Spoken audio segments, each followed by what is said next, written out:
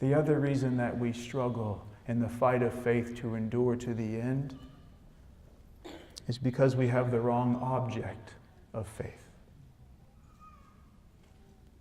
In verse 2, it says, looking to Jesus, the founder and perfecter of our faith, who for the joy that was set before him endured the cross, despising the shame, and is seated at the right hand of the throne of God.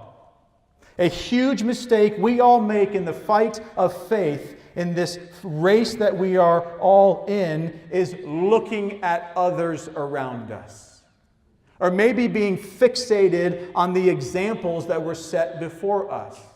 You are not supposed to look at the saints of old and be locked in on them and then compare yourself to them. They are testimonies of what choosing faith will be in the end. But you're not to stay fixated upon them. But often we read testimonies of old, or we look at brothers and sisters around us, and we say, my faith is weak, not like theirs, and we become discouraged. One of the problems is the object of our faith. Well, what other objects do we look at in our faith? Ourselves. Ourselves. What do you mean by that? Because we are given the onus and the responsibility and the command to endure to the end, to persevere.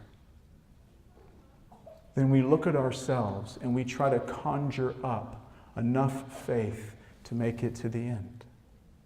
But see, when you're the one that's conjuring up enough faith as you look within, do you know where your faith is lying then? It's lying in you and your own faith. We are not called to have faith in our faith.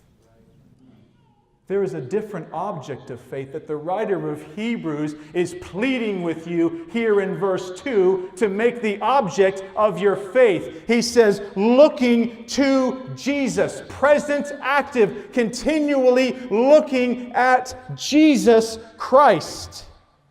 If we're going to persevere to the end, we all must be constantly, continually, and pointedly looking at Jesus Christ and removing anything from our lives that distracts this view right here or keeps us from it. He has gone before us as a forerunner. He was perfect in faith. It says, for the joy that was set before him, he endured the cross. He's the perfect example and object of faith. One greater than Moses has come. One greater than Abraham has come. Do not fix your gaze upon Abraham, upon Moses, upon David, or upon saints around you, or upon yourself. Fix your gaze upon Jesus Christ, the author and perfecter of our faith.